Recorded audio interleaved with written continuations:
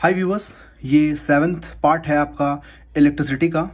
और इससे पहले मैंने 6 और पार्ट बनाए हैं इलेक्ट्रिसिटी के ऊपर में। ठीक है, अगर आप लोगों ने नहीं देखा है और आप देखना चाहते हो तो लिंक मैंने उसका डिस्क्रिप्शन बॉक्स में दे दिया है, आप चाहो तो देख सकते हो। ठीक है, तो आज का जो टॉपिक मैं स्टार्ट करने वाला हूँ वो है effect produce by electric current. इसका मतलब ये होता है कि किसी भी कंडक्टर में अगर मैं करंट को अगर मैं फ्लो करवाता हूँ या किसी भी कंडक्टर में अगर इलेक्ट्रिक करंट अगर फ्लो करता है तो क्या क्या इफेक्ट आपको देखने को मिलते हैं, तो वो ये इस टॉपिक में हम लोग पढ़ेंगे। ठीक है, तो बेसिकली 3 टाइप के इफेक्ट्स हैं वो मेरे को देखने को मिलता है जब किसी भी कंडक्टर में इलेक्ट्रिक करंट फ्लो करता है तब। ठीक है, तो सबसे पहला इफेक्ट होता है केमिकल इफेक्ट।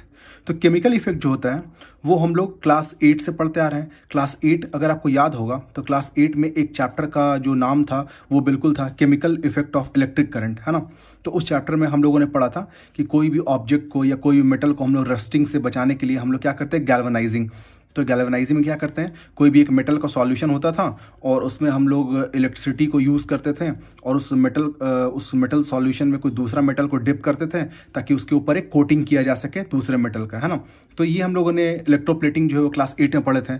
और क्लास 10th में भी जो एक चैप्टर, जो फर्स्ट चैप्टर है आपका केमिकल रिएक्शन एंड इक्वेशन, तो उसमें हम लोगों ने पढ़ा था कि अगर वाटर में अगर मैं करंट को इंट्रोड्यूस करता हूँ, मतलब अगर वाटर में अगर मैं करंट फ्लो करवाता हूँ तो वाटर के जो मॉलिक्यूल है H2O वो बिल्कुल आपके हाइड्रोजन और ऑक्सीजन गैसेस में बिल्कुल ब्रेक कर जाते हैं। तो ये सारी चीज़ें जो हैं वो chemical effects of electric current है। ठीक है, तो हम लोग पहले से ये सारी चीज़ों को पढ़ चुके हैं।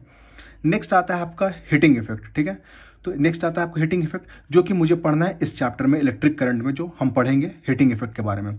और थर्ड आता है आपका मैग्नेटिक इफेक्ट। तो magnetic effect of the electric current जो है ये बिल्कुल आपका नया चैप्टर ही है। जो नेक्स्ट चैप्टर इलेक्ट्रिसिटी के बाद जो नेक्स्ट चैप्टर है वो बिल्कुल इसी पे पूरा बेस्ड है। ये थर्ड इफेक्ट है, इसी के ऊपर जो पूरा आपका नेक्स्ट चैप्टर जो है वो बेस्ड है। ठीक है, तो इस चैप्टर में बेसिकली इलेक्ट्रिक करंट में हम लोग बेसिकली इस टॉपिक को पढ़ेंगे हीटिंग इफेक्ट के बारे में, क्योंकि ये ऑलरेडी हम लोग पढ़ चुके हैं क्लास 8 में, ये अभी जस्ट हम लोग पढ़ेंगे क्लास 10th में ही। और ये जो मैग्नेटिक इफेक्ट है वो होगा आपका बिल्कुल न्यू चैप्टर क्लास 10th में। ठीक है, स्टार्ट करते हैं हीटिंग इफेक्ट को। ठीक है, तो हीटिंग इफेक्ट को समझने के लिए पहले हम लोग देखते हैं, जैसे कोई भी मेरे पास एक कंडक्टर है तो इधर से मैं इलेक्ट्रिसिटी को पास कर रहा हूं तो दूसरे एंड में मेरे को इलेक्ट्रिसिटी बिल्कुल आएगा, क्योंकि ये कंडक्टर है। तो जितना इलेक्ट्रिसिटी मैं एक एंड में दे रहा हूं दूसरे एंड में एग्जैक्टली पूरा उतना इलेक्ट्रिसिटी नहीं आ पाता है। क्यों नहीं आ पाता है? क्योंकि कोई भी एक कंडक्टर है उसके अंदर कुछ ना कुछ तो रेजिस्टेंस होगा, और वो रेजिस्टेंस का काम क्या है? उस रेजिस्टेंस का काम ही है कि वो इलेक्ट्रिसिटी को बिल्कुल रोके, अपोज करे। ठीक है, तो देखो जैसे यहाँ पे आप देखो मैंने एक डायग्राम भी बना करके रखा है। यहाँ पे देखो एक कंडक्टर है आपके लिए, और इस कंडक्टर में सपोज करो कि इधर से आप 10 एम्पियर का करंट पास करवा रहे हो, मतलब इस साइड से आप 10 एम्पियर का करंट दे रहे हो, तो दूसरे एंड में आपको बिल्कुल जो करंट है वो बिल्कुल एग्जैक्टली उतना नहीं मिल पाता है जितना आप इस एंड में दे रहे हो। ठीक है, अगर आप पूरा करंट अगर पूरा, जैसे इधर आप 100 एम्पियर दे रहे हो, दूसरे साइड आप देख रहे हो 95 एम्पियर आ रहा है, मतलब यहाँ पे 5 एम्पियर का सीधा लॉस है। पूरा 100 एम्पियर तो जा नहीं पा रहा है। पूरा 100 एम्पियर कब जाता है? जब ये जो कंडक्टर है ये आपका होता है सुपर कंडक्टर। तो सुपर कंडक्टर तो नॉर्मल कंडीशन में पॉसिबल नहीं है, ये तो मैंने पहले की वीडियो में डिस्कस किया था आपसे। क्योंकि कोई भी जो कंडक्टर होता है वो सुपर कंडक्टर कब होता है? जब उसका टेम्परेचर बहुत कम करते हैं तब। ठीक है, तो ये सारी चीजें मैंने पहले डिस्कस की हुई है। ठीक है, तो बेसिकली ये समझना है कि किसी भी कंडक्टर में जो एक एंड में मैं जितना करंट देता हूं दूसरे एंड में एग्जैक्टली उतना करंट नहीं मिल पाता है। कुछ ना कुछ बीच में करंट का लॉसेस होता है। एग्जैक्टली कितना होता है ये कहना मुश्किल है, तो यहाँ एक जस्ट रफली एग्जांपल मैं बता रहा हूँ आपको कि सपोज करो कि इधर मैं 100 एम्पियर दे रहा हूँ तो दूसरे एंड में मेरे को 95 एम्पियर मिल रहा है। मतलब साफ साफ देखने को मिल रहा है कि यहाँ पे 5 एम्पियर का लॉस हो रहा है। तो एक्चुअल में ये 5 एम्पियर का लॉस क्यों हो रहा है? क्योंकि यहाँ पे रेजिस्टेंस है। रेजिस्टेंस क्या कर रहा है? वो 5 एम्पियर का करंट को फ्लो करने से रोकता है। तो रेजिस्टेंस जो है यहाँ पे 5 एम्पियर का करंट को जो रोक करके रखा, अब इसका वो करेगा क्या? तो एक्चुअल में ये 5 एम्पियर का करंट जो है, जो रेजिस्टेंस ने रोक करके रखा है, वो उसको कन्वर्ट कर देगा हीट एनर्जी में। तो आप लोगों ने देखा होगा कि कोई भी अगर वायर में अगर बहुत देर तक अगर करंट फ्लो होता है तो वो गर्म हो जाता है। तो वो गर्म क्यों होता है? क्योंकि कोई भी एयर कंडक्टर में अगर वो करंट जा रहा है तो कुछ ना कुछ तो करंट रोकता है ड्यू टू रेजिस्टेंस, और जो भी रेजिस्टेंस के चलते वो करंट रुकता है तो वो करंट को सीधा किस में कन्वर्ट करता है? हीट में। ठीक है, तो कोई भी तार क्यों गर्म हो जाता है आप समझ गए होंगे क्यों? क्योंकि this is because the heating effect of the electric current. क्योंकि किसी भी अगर कंडक्टर से अगर करंट पास करता है तो कुछ ना कुछ करंट को वो रेजिस्टेंस के चलते रुक जाता है, और वो जो करंट है वही कन्वर्ट होता है आपको हीट में। अब यहाँ पे एक सबसे इंपॉर्टेंट क्वेश्चन जो दिमाग में आता है कि अगर जो भी करंट को रुक रहा है तो वो हीट में कन्वर्ट हो जा रहा है। तो क्वेश्चन दिमाग में ये आता है कि कितना हीट डेवलप करेगा। कोई भी एक कंडक्टर में करंट को मैं फ्लो करवाता हूँ तो कितना हीट डेवलप करेगा, और वो जो हीट डेवलप करेगा वो किस किस फैक्टर पर डिपेंड करेगा। तो ये सब सारी चीज़ें दिमाग में आती है ना, कि कोई भी कंडक्टर में अगर करंट अगर फ्लो कर रहा है तो कितना वो हीट डेवलप करेगा, और वो जो हीट डेवलप करेगा वो किस किस फैक्टर पर डिपेंड करेगा, रेजिस्टेंस पे या फिर टाइम पे या पोटेंशियल डिफरेंस पे या और किसी फैक्टर पर। हम देखते हैं, ठीक है। तो क्वेश्चन ये आता है कि हाउ मच हीट डेवलप, ठीक है। तो इसका हम लोग देखते हैं, इसका हम लोग देखो, तो पोटेंशियल डिफरेंस का क्या फॉर्मूला होता है, वर्क डन बाई चार्ज। ये हम लोग पहले जानते हैं कि potential difference equals to work done by charge. तो V is equals to W by Q, और W इक्वल टू क्या हो जाएगा, V इंटू क्यू। तो W इक्वल टू मैं क्या लिख सकता हूँ, V इंटू क्यू। हम लोग करेंगे क्या कि W equal to V into Q है। अब एक एक करके हम लोग V और Q का वैल्यू को यहाँ पुट करेंगे। V का वैल्यू लाएंगे ओम्स लॉ से, और Q का वैल्यू जो कि चार्ज है उसका हम लोग कहाँ से लाएंगे, करंट से। तो यहाँ पे उन दोनों का वैल्यूज को मैं पुट करूंगा, कहाँ कहाँ से, V का वैल्यू लाऊंगा मैं ओम्स लॉ से, और Q का वैल्यू लाऊंगा मैं करंट से, ठीक है। देखो, तो ओम्स लॉ मेरे को पता है V is equals to IR, तो V का वैल्यू तो मिल गया। अब मैं Q का वैल्यू निकालूंगा। तो देखो, from the definition of current, तो अगर करंट का डेफिनेशन क्या होता है, अगर आपने पहले के वीडियो देखे होंगे तो आपको बिल्कुल अच्छे से याद होगा कि क्या करंट क्या होता है, the rate of flow of charge. तो rate of flow of charge मतलब कि I is equals to Q by T. तो यहाँ से Q का वैल्यू मैं निकालूंगा तो कितना हो जाएगा, IT। तो मैंने यहाँ पे मैंने आपको क्या बताया था कि W equals to V into Q है, और मैं यहाँ पे V और Q का वैल्यू को पुट करूंगा, कहाँ से, ओम्स लॉ से ला रहा हूँ और करंट से। तो V और Q का वैल्यू में ये जो मैं निकाल कर रखा हूँ इक्वेशन 2 और 3 से, तो इक्वेशन 2 और 3 को मैं पुट करूंगा इक्वेशन 1 में, ठीक है। देखो, तो इक्वेशन 2 और 3 को मैं पुट कर रहा हूँ 1 में। तो W equal to V into Q था, तो V is equal to IR और Q का वैल्यू IT। जब इसको मल्टीप्लाई करेंगे तो I into I square into R into T, ठीक है। अब यहाँ पे वर्क इक्वल टू कितना है, I स्क्वायर RT, और यहाँ पे क्या वर्क है, ये वर्क है क्या, रेजिस्टेंस के द्वारा वर्क किया जा रहा है। कौन सा वर्क कर रहा है, करंट को रोकने का। तो वो जितना करंट को रोक रहा है उतना ही तो वो हीट डेवलप करेगा। मतलब कि जो भी वर्क यहाँ पे रेजिस्टेंस कर रहा है करंट को रोकने के लिए, तो उतना ही वर्क जो है वो कन्वर्ट हो जाएगा आपको इलेक्ट्रिकल एनर्जी में, है ना। तो this work is converted to the heat energy. मतलब जितना ज्यादा रेजिस्टेंस काम करेगा करंट को रोकने के लिए, उतना ज्यादा हीट डेवलप होगा। तो इसका मतलब this work is going to be converted into the heat energy. तो W इज इक्वल, W की जगह पे क्या लिख सकता हूँ, H equals to I square RT, और H यहाँ पे क्या हो रहा है, हीट यहाँ रिप्रेजेंट कर रहा है। I तो आप समझ रहे हो करंट, R यहाँ पे रेजिस्टेंस है और T टाइम है। तो कोई भी कंडक्टर में कितना हीट डेवलप करेगा वो 3 फैक्टर पे डिपेंड कर रहा है। कौन कौन, करंट पे, रेजिस्टेंस पे और टाइम पे। लेकिन करंट पे डायरेक्ट नहीं है, वो स्क्वायर पे है। तो इन तीनों को अगर मैं अलग अलग देखता हूं तो कोई भी एक कंडक्टर के ऊपर में जो हीट डेवलप होगा वो डायरेक्टली प्रोपोर्शनल होगा स्क्वायर ऑफ द करंट। मतलब जितना ज्यादा हाई अमाउंट में करंट फ्लो करेगा उतना ज्यादा हीट डेवलप करेगा। मतलब एक कोई भी तार है, अगर उसमें अगर 1 एम्पियर का करंट फ्लो कर रहा है और दूसरे तार में 100 एम्पियर का करंट फ्लो कर रहा है, तो किसमें ज्यादा हीट प्रोड्यूस होगा, जिसमें 100 एम्पियर का हो रहा है। क्यों, क्योंकि नॉट ओनली डायरेक्टली प्रोपोर्शनल। आप देखोगे सिर्फ और सिर्फ यहाँ पे डायरेक्टली प्रोपोर्शनल नहीं, स्क्वायर है उसका, समझ रहे हो ना। तो अगर किसी कंडक्टर में अगर 1 एम्पियर फ्लो कर रहा है और किसी में 100 एम्पियर फ्लो कर रहा है, तो इसमें 100 एम्पियर फ्लो कर रहा है, उसका स्क्वायर करने में कितना आ जाएगा, सीधा सीधा 10,000 आ जाएगा। तो इसका मतलब ज्यादा हीट प्रोड्यूस होगा। तो जितना ज्यादा करंट फ्लो करेगा उतना ज्यादा हीट डेवलप करेगा। सेकंड है रेजिस्टेंस। तो कोई भी एक कंडक्टर है जिसका रेजिस्टेंस हाई होगा तो उसमें हीट ज्यादा डेवलप करेगा। ये तो बहुत ही सिंपल सी बात है, क्योंकि अगर रेजिस्टेंस हाई होगा तो वो ज्यादा से ज्यादा करंट को रोकने की कोशिश करेगा, और जितना ज्यादा करंट को रोकेगा उतना ज्यादा हीट डेवलप होगा। इसलिए जो हीट है वो डायरेक्टली प्रोपोर्शनल है रेजिस्टेंस के ऊपर में। और थर्ड क्या आता है, टाइम। हीट जो है वो डायरेक्टली प्रोपोर्शनल है टाइम के लेकर के, है ना। क्योंकि अगर कोई भी कंडक्टर में अगर मैं बहुत ज़्यादा देर तक अगर मैं उसको ऑन करके रखा हूँ, मतलब बहुत ज़्यादा देर तक उसमें करंट फ्लो हो रहा है, तो वो बिल्कुल ज़्यादा हीट डेवलप करेगा।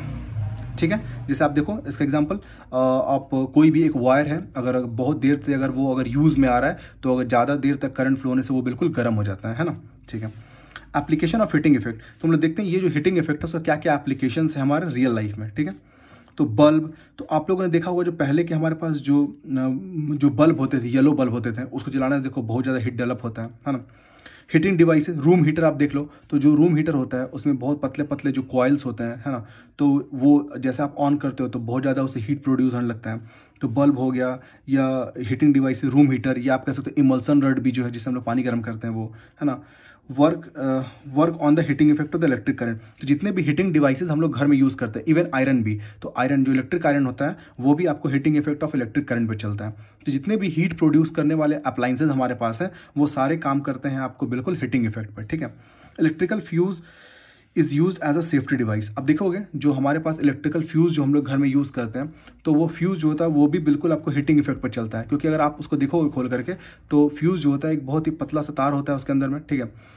तो अगर वायर अगर बहुत थिन होगा, तो ये हम लोग पहले डिस्कस कर चुके हैं कि जो वायर बहुत थिन होते हैं उसका रेजिस्टेंस बहुत हाई होता है, और रेजिस्टेंस अगर बहुत हाई है मतलब वो ज़्यादा से ज़्यादा करंट को रोकेगा, और ज़्यादा करंट को रोकेगा इसका मतलब वो ज़्यादा हीट डेवलप करेगा, तो ज़्यादा हीट डेवलप करेगा मतलब वो मेल्ट करेगा, और मेल्ट करके इलेक्ट्रिकल अप्लायंसेस को बचा सकता है। तो ये चीज़ों को हम लोग आगे भी पढ़ेंगे चैप्टर में, एक चैप्टर ही में नेक्स्ट चैप्टर जो हमारा मैग्नेटिक इफेक्ट है उसमें हम लोगों को पढ़ना है पूरा डिटेल में फ्यूज़ के बारे में, तो उसमें मैं आपको बताऊँगा। लेकिन फिलहाल अभी ये जानो कि फ्यूज़ जो होता है तो वो एक तरह का सेफ्टी डिवाइस होता है, और कभी भी अगर हमारे घर में अगर बहुत ज़्यादा एक्स्ट्रा अमाउंट ऑफ अगर करंट आ जाता है तो फ्यूज़ जो होता है वो मेल्ट कर जाता है, ताकि करंट जो है वो high amount of the current जो है वो इलेक्ट्रिकल अप्लायंसेस में जाए नहीं और इलेक्ट्रिकल अप्लायंसेस आपका खराब नहीं हो, ठीक है। तो ये कुछ बेसिक उसका एप्लीकेशन था आपका हीटिंग इफेक्ट का, ठीक है।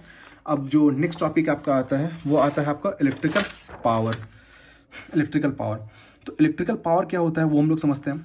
तो अब देखोगे आज के समय में हम लोग कोई भी जो इलेक्ट्रिकल अप्लायंसेस खरीदते हैं तो उसका हम लोग पावर देख लेते हैं। जैसे आपको याद होगा कि पहले के समय में जो येलो वाला जो बल्ब आते थे वो आप देखोगे वो बिल्कुल 100 वॉट के होते थे। जैसे आप देखो कि ये एक सिंपल सा LED बल्ब है, तो अगर आप इसको देखोगे तो ध्यान से अगर आप देखते हो उसको यहाँ पे देखो, तो यहाँ पे आप देखोगे तो बिल्कुल यहाँ पे 9 वॉट लिखा होगा, 9 वॉट है ना, 9 वॉट। तो इसका मतलब ये जो LED बल्ब है ये बिल्कुल 9 वॉट का है। तो पहले वाले जो बल्ब होते थे येलो वाले बल्ब वो 100 वॉट के होते थे और ये 9 वॉट के। तो अप्रॉक्सीमेटली समझ लो कि अगर आप ऐसे वाले 10 बल्ब को जला रहे हो और वो येलो वाला बल्ब जला रहे हो, तो ये जो 10 मिलकर के पावर कंजप्शन करेंगे वो अकेले वो पावर कंजप्शन करेगा। तो सोचो, तो इसका मतलब जो पावर होता है वो डिफाइन करते हैं हम लोग वॉट में, तो यहाँ लिखा रहता है वॉट, ठीक है।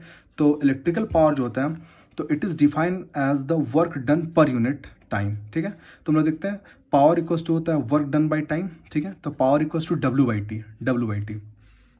हम लोग क्या करते हैं कि W और T का हम लोग वैल्यू यहाँ निकाल करके पुट करेंगे और हम लोग निकालेंगे पावर का एग्जैक्टली फॉर्मूला क्या होता है। तो पोटेंशियल डिफरेंस जो होता है वर्क डन बाई चार्ज, तो V इक्वल टू W/Q। तो W का वैल्यू क्या आ जाएगा, यहाँ से निकालेंगे तो V को मल्टीप्लाई करेंगे Q से, तो कितना आ जाएगा VQ। तो W इक्वल टू कितना आ गया VQ, ठीक है। अब हम लोगों ने यहाँ W का वैल्यू तो निकाल लिया, अब T का वैल्यू निकालेंगे। T का वैल्यू कहाँ से निकालेंगे, करंट का फॉर्मूला से। तो इलेक्ट्रिक करंट का फॉर्मूला क्या होता है, rate of flow of charge मतलब Q/T, और यहाँ से Q का वैल्यू निकालेंगे तो कितना आ जाएगा IT, ठीक है। तो देखो सबसे पहले हम लोग क्या कर रहे हैं, पावर इक्वल टू W/T था, तो W की जगह पे हम लोग क्या लिख सकते हैं V × Q। तो हम लोगों ने क्या किया कि पावर इक्वल्स टू यहाँ पे क्या किया कि W की जगह पे क्या लिखा है V × Q, और यहाँ पे डिवाइडेड बाय टाइम था तो हमने टाइम लिखा है। अब यहाँ पे Q का वैल्यू को मैं क्या लिख सकता हूँ I × T, ये जो फॉर्मूला हमने निकाला था जैसे इलेक्ट्रिक करंट से, तो निकाला I × T। यहाँ से T से T कैंसिल हो गया तो पावर इक्वल्स टू VI। तो ये एक बहुत इंपॉर्टेंट फॉर्मूला है पावर का। तो पावर इक्वल्स टू क्या होता है V × I, मतलब पोटेंशियल डिफरेंस इनटू करंट, ठीक है। अब देखो पावर का ये जो फॉर्मूला होता है VI, तो यहाँ से हम लोग पावर के दो और फॉर्मूला भी डिराइव कर सकते हैं। कैसा, अगर हम यहाँ पे एक बार V का वैल्यू को रिप्लेस करें और एक बार I का वैल्यू को रिप्लेस करें, कहाँ से, ओम्स लॉ से। अगर ओम्स लॉ से एक बार हम यहाँ पे V का वैल्यू को रखते हैं और एक बार I का वैल्यू को रखते हैं तो बिल्कुल दो अलग अलग फॉर्मूला आता है। देखते हैं क्या क्या आता है। तो सबसे पहले हम लोग V को रिप्लेस करते हैं। तो ओम्स लॉ से हम लोगों ने पढ़ा है V is equal to IR, तो इस V की जगह पे अगर हम लोग IR पुट करते हैं तो पावर इक्वल टू IR, मतलब V की जगह हमने लिखा IR और यहाँ पे I, तो I × I कितना होगा I² × R। तो पावर का फॉर्मूला हो गया I² × R, ठीक है। और ये दूसरा फॉर्मूला आएगा, तो पावर का एक जो फॉर्मूला दूसरा फॉर्मूला है I² R, और एक फॉर्मूला और हम लोग डिराइव कर सकते हैं। पहले हम लोगों ने क्या किया, V को रिप्लेस किया, अब हम लोग क्या करेंगे, I को रिप्लेस करेंगे, कहाँ से, ओम्स लॉ से। तो ओम्स लॉ इक्वल्स टू कितना होता है, V is equal to IR, और यहाँ से अगर मैं I का वैल्यू निकालूंगा तो I इक्वल्स टू कितना आ जाएगा, V/R, क्योंकि R को डिवाइड करोगे तो V/R आ जाएगा। तो मैं यहाँ पे I की जगह पे क्या लिखता हूँ, V/R।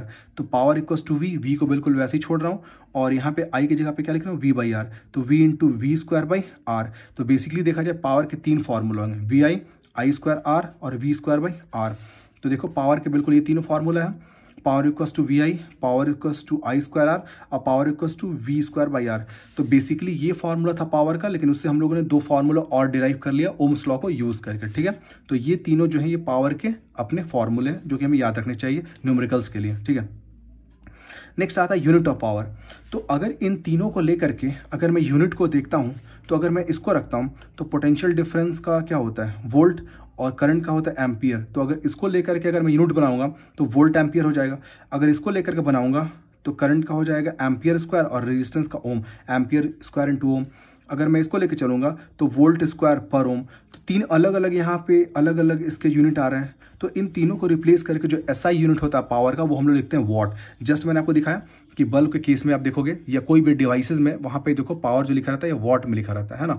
तो जो भी डिवाइसेज जो होते हैं उनके पावर जो होते हैं बिल्कुल वॉट में लिखा रहता है, ठीक है। तो कोई भी एक डिवाइस है जिसका पावर बहुत ज़्यादा है, मतलब वो बहुत ज़्यादा एनर्जी को कंज्यूम करता होगा। जैसे ये बल्ब जो है ये 9 वॉट का है, मतलब कि ये बहुत कम पावर कंज्यूम करता है। 100 वॉट के होंगे तो बहुत ज़्यादा एनर्जी कंज्यूम करेगा। और मैं एग्जांपल आपको बता सकता हूँ, जैसे हमारे घर में जो इलेक्ट्रिक जो आपका आयरन होता है, तो इलेक्ट्रिकल जो आयरन होता है लगभग वो 1500 से लेकर 2000 वॉट तक होते हैं, जो कि बहुत ज़्यादा है अपने आप में। इमल्सन रड भी लगभग 2000 वॉट के होते हैं, जो कि बहुत ज़्यादा है। तो आप देखोगे ये सब जो अप्लाइंसेज होते हैं उसका हाई पावर रेटिंग होता है, मतलब इनको बहुत ज़्यादा इलेक्ट्रिकल एनर्जी चाहिए होता है रन करने के लिए, ठीक है। तो अब देखते हैं इलेक्ट्रिकल एनर्जी निकालने का फॉर्मूला।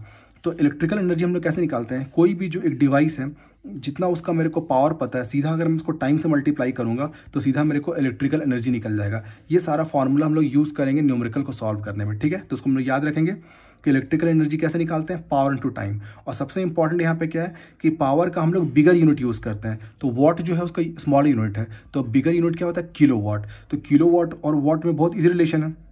अगर आप 1000 अगर आप वॉट लोगे तो कितना आ जाएगा, 1 किलो वॉट आ जाएगा। ये बहुत सिंपल है ना। तो हम लोग पावर का यूनिट जो है हम लोग बड़ा यूनिट लेते हैं, वॉट नहीं लेते हैं, इसका बड़ा यूनिट लेते हैं किलो वॉट, ठीक है। तो आगे किलो वॉट, और टाइम का बड़ा यूनिट क्या होता है, आवर। तो इसका मतलब इलेक्ट्रिकल एनर्जी का जो यूनिट आएगा वो होगा किलो वॉट आवर। तो आप देखोगे जो भी हमारे यहाँ जो इलेक्ट्रिसिटी का बिल आता है, तो अगर हम लोग देखते हैं उसमें मान लो कि बिल आता है कि हमारे यहाँ जो भी रीडिंग चेक करता है वो देखता है कि 30 यूनिट आया, 40 यूनिट, 100 यूनिट, जो हम लोग बोलते हैं कितना यूनिट उठा है हमारा। तो कहने का मतलब है जो भी यूनिट हम लोग बोलते हैं कि 40 यूनिट हमारा आया है, तो ये 40 यूनिट, तो यूनिट क्या होता है वहाँ पे, किलो वाट आवर। मतलब आपने जो इलेक्ट्रिसिटी कंज्यूम किया हुआ है वो 40 किलो वाट आवर यूज़ किया गया, ठीक है। तो किलो वाट आवर जो होता है ये इलेक्ट्रिकल एनर्जी का होता है। जो हमारे घर जो बिजली का बिल आता है वो बिल्कुल जो हम लोग यूनिट्स बात करते हैं वो उसका क्या होता है, किलो वाट आवर, ठीक है। तो आज जो मैंने डिस्कस किया ये सारा फॉर्मूलाज थे, है ना। तो इससे रिलेटेड अब मैं नेक्स्ट वीडियो में डिस्कस करूंगा आपका सीरीज पैरेलल से रिलेटेड आपको सारे क्वेश्चंस, और ये जो पावर वाले न्यूमेरिकल्स है ये सारे मैं डिस्कस करूंगा अपने नेक्स्ट वीडियो में, ठीक है। और अगर वीडियो आपको अच्छा लगा तो प्लीज़ लाइक कीजिए, शेयर कीजिए और सब्सक्राइब कीजिए। Thank you.